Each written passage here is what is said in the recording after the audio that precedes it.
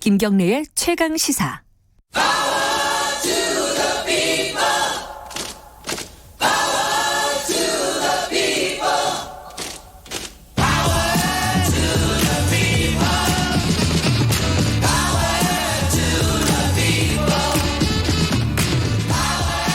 을의 입장에서 을의 목소리를 통해 함께 사는 세상을 생각하는 시간입니다. 지금은 을밀대 민생경제연구소 안진걸 소장님 나와 계십니다. 안녕하세요.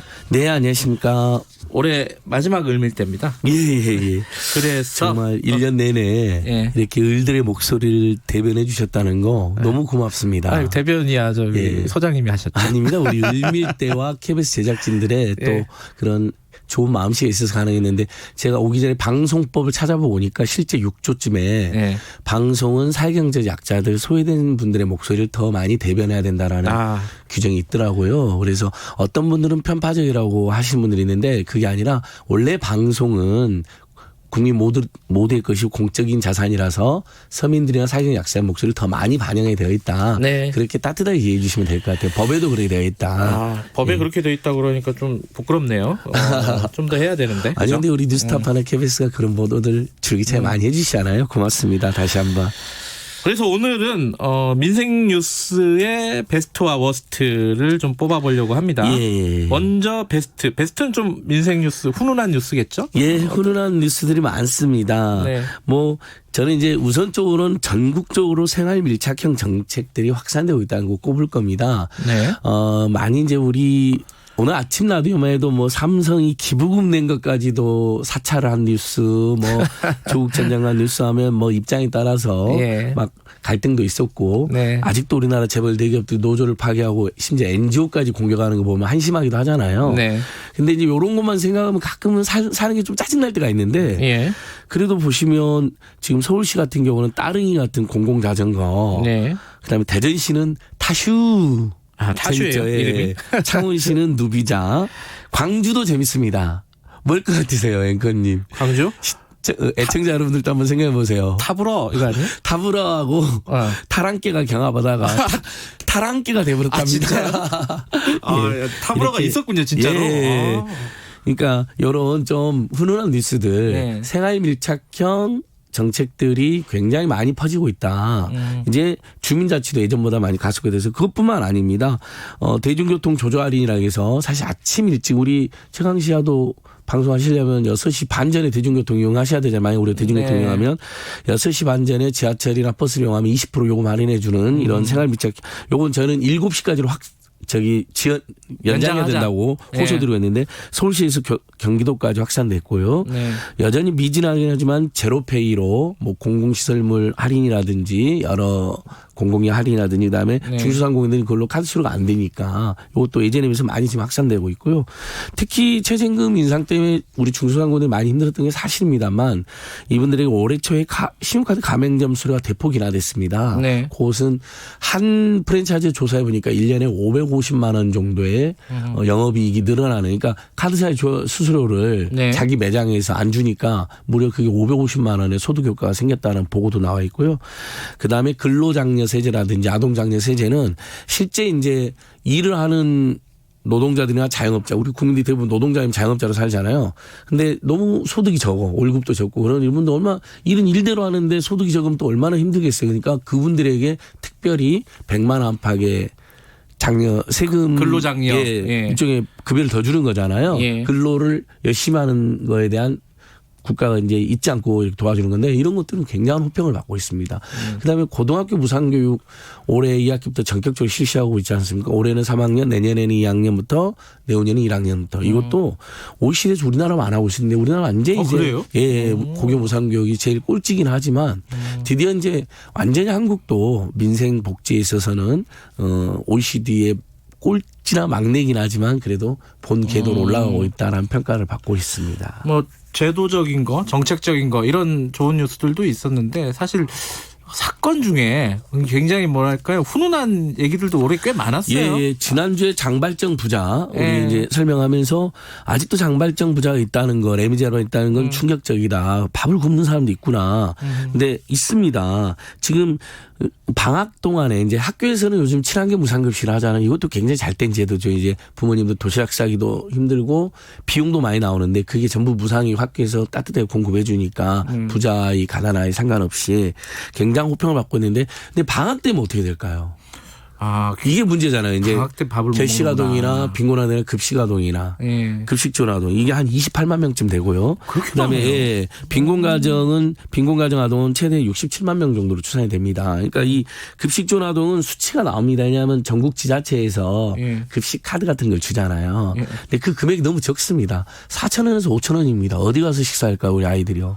편의점 가서 대부분 삼각김밥 편의점 갑니다. 이런 거 제가 나름 편의점 전문가잖아요. 거기 가보면 라면 좀 좋은 거 1,600원에 우유 하나에 한 800원에 1,000원 그다음에 삼각김 1,200원 좀 하거든요. 딱 4,000원 나옵니다. 아이들이 이렇게 먹기에는 안 되겠죠. 맨날 그거 먹으면 안 돼요. 예. 그러니까 많이 갑니다. 자 그래서 우리 사회가 복지를 늘리는 거 우리 국민들께서 뭐 너무 확 늘리는 거에 대해서는 걱정이 좀 있지만 특히 아동복지, 노인복지 늘리는 거는 사회적 합의가 굉장히 잘 돼 있습니다. 그래야지 저출생 고령화 사회에 대비도 할 수 있는 거잖아요. 근데 훈훈한 소식들 그 착한 파스타집이라고 있었잖아요. 아니 어떻게 4,000원으로 아이들이 밥을 먹냐. 방학 때 결식하는 아동들. 그다음에 그 급식 카드를 쭈삐쭈삐 그 내밀어야 되는 그 좀 아이들의 그 상처. 그래서 그냥 우리 가게에 와서는 서로 이제 아이 컨택만 하면 무조건 밥을 먹는 그렇게 해놓은 거잖아요. 착한 파스타집이. 대단하다. 근데 사람들이 이제 그 가게를 혼내주러 가는 거예요. 그게 무슨 말이에요? 그걸 혼줄이 아니라 돈줄 내주러 가는 거예요. 착한 일 하니까 돈을 벌게 해주는 거예요. 그래서 혼줄 대신에 혼줄은 나쁜 혼내는 거잖아요. 진짜 못된 사람들. 돈줄은 착한 가게들 도와주는.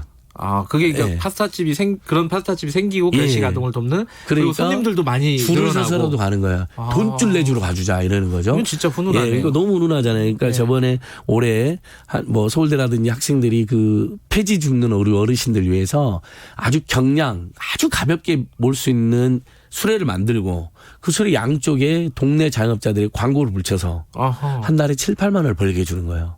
폐지 파는 비용보다 약간 소득이 더 많아요. 이것도 너무 훈훈하잖아요. 그 광고한 가게에도 사람들이 돈줄 내주러 가는 거예요. 저 가게는 착한 가게다. 근데 어제 그 결식아동 청소년 지원센터라는 곳이 있거든요. 거기 홈페이지 들어가 보니까 이 캠페인에 동참한 식당이 벌써 450여 개까지 늘어났습니다. 전국적으로. 더 늘어날 거예요. 그러니까 이런 겁니다. 내가 조금 잘 버는 가게도 있고 좀 못 버는 가게도 있잖아요. 사실 요즘 자영업이 어렵잖아요. 근데 아이들 밥 먹는 건 우리가 그 정도는 책임져 주자. 그거 예를 들면 한 달에 10명 올지 100명 올지 모르겠지만 우리가 돈 벌면서 가게 하면서 그 정도는 좀 너무 훈훈하지 않습니까? 예. 그리고 요건 또 제 입으로 말씀드리기 좀 어려운데 이제 제가 그 진행한 TBS TV 민생연구소가 상을 좀 받았다 예전에 앵커님께서도 응원해 주시고 칭찬해 주셨잖아요. 같은 날 같이 받았잖아요. 예. 같은 날 언론노조 상도 같이 받았고 뉴스타파도 받고 저도 받고 우리 최강시사도 받아야 되는데요. 뭐 내년에 받기로 예정돼 저희가 있어요. 그 파워 투 더 피플 상을 드리겠습니다. 임의적으로. 애청자 여러분 동의하시죠? 정말 서민의 편에 서서 애써주는 우리 김경래 앵커님과 제작진에게 시간 없으니까 파워 빨리 투 더 피플 상을 드리는데 근데 상을 받다 보니까 상금이 나왔어요. 일부는 뭐 이제 고생하는 그 스태프들한테 지원도 했는데 이걸로 김용균 재단 있잖아. 올해 또 우리 을밀대에서 산재 문제 여러 번 다뤘잖아요. 정말 말도 안 되는 산재들. OECD 산재 사망 1위 국가라는 건 이건 너무 부끄럽습니다. 근데 그 김용균 재단에 그 상금 얼마 안 되지만은 100만 원, 그 다음에 우리 곽현아 MC가 또 여성 노숙인 지원센터에 또 100만 원 뭐 이렇게 그 다음에 또 소방관 선생님들 노숙인 지원센터 이런 데 또 뭐 50만 원 뭐 작지만 자기들이 얼마 안 되는 상금 받은 걸 또 그분들 위해서 또 기부를 했더라고요. 그러니까 사실 저는 대한민국이 여러 가지 문제는 있지만 이렇게 잘 보면 훨씬 살만하고 따뜻한 소식이 많습니다. 칭찬해 드리겠습니다. 예, 고맙습니다. 그래서 좀 부끄러워지려고 그러죠. 아니요. 우리 저도 해야 되는데. 예. 그러니까 결국 기분은 또 이렇게 다 퍼지기 마련이더라고요. 예. 그런데 훈훈한 뉴스도 있었지만은 이 굉장히 워스트 뉴스, 안 좋은 뉴스도 많았습니다. 예, 제일 슬픈 뉴스는 저는 이제 우리 크리스마스 세미대도 대구에서 50대 부모와 중학생, 초등학생 딸이 일가족 4명이 숨진 채 발견됐다는 거. 네, 안타까운 일이죠. 집안에 번개탄 피운 흔적이 있었다는 겁니다.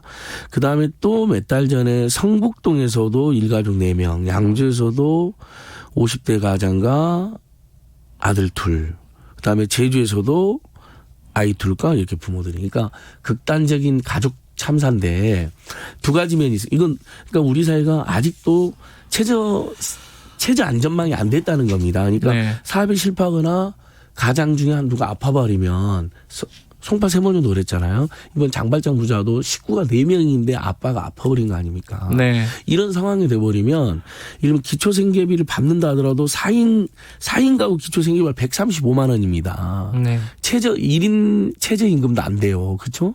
그러니까 버티질 못하고 절도를 해야 되거나 아니면 야 이렇게 살아서 뭐하냐고 남은 돈 다 통틀어서 집주인한테 임대료 준 다음에 미안합니다 하고 세상을 떠나버리는 겁니다. 네. 이래서는 안 되잖아요. 그래서 지난주에도 제가 그 장발장 부자 때 법원은 그보다 훨씬 더 인정해 준다고 했잖아요. 네. 그 전주에 우리 노인 그 줬다 뺏는 기초임금 문제 할 때도 생계비를 1인당 한 50만 원 주고 4인 가구 130만 원 준다 이게 말이 돼.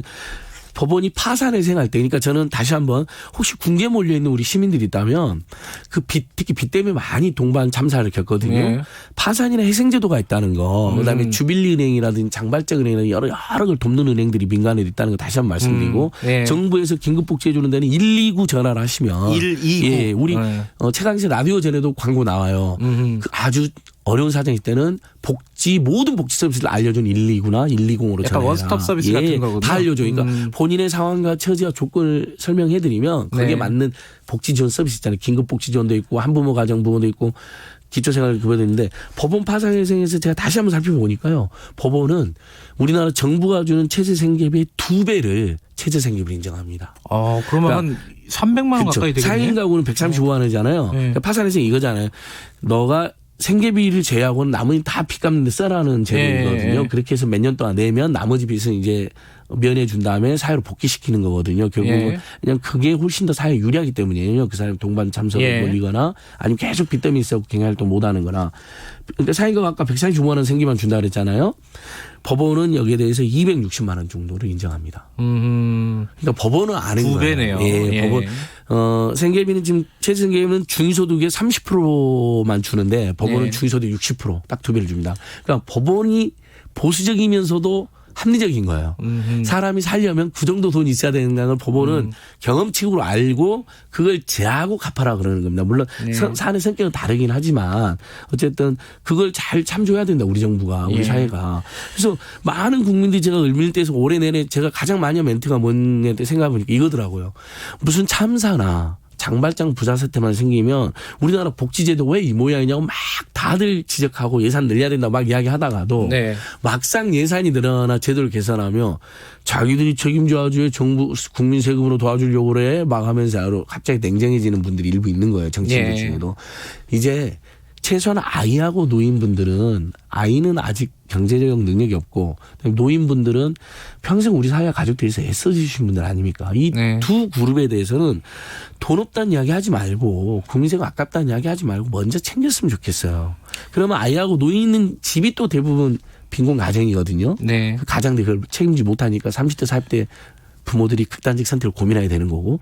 근데 생각해보세요. 노인을 모시고서는 아이랑 함께 사는데 풍부히 도와줘 나름대로. 풍성할 정도는 아니어도 최저생계비 가능할 정도로 아까 법원이 인정하는 정도까지라도 그러면 어떻게 극단적 선택을 고민하겠습니까? 올 한 다시 한번 해를 저는 이 문제만큼 해결해야 된다 우리 사회가. 올 한 해 되돌아보니까 이게 좀 안 좋은 뉴스도 있었지만 아까 말씀하신 훈훈한 뉴스도 또 떠오르고 그러네요. 예. 지금 6776님이 소장님은 최강 패널이다. 한 해 감사드린다. 이런 말씀 보내주셨습니다. 정말 고맙습니다. 민망합니다만 예. 고맙습니다. 2020년에도 잘 부탁드리겠습니다. 예. 좀 2020년에는 좀 좋은 뉴스를 많이 하는 그런 시간이 됐으면 좋겠습니다. 예. 자, 오늘 여기까지 듣겠습니다. 고맙습니다. 예, 고맙습니다. 지금까지 민생경제연구소 안진걸 소장님이었습니다.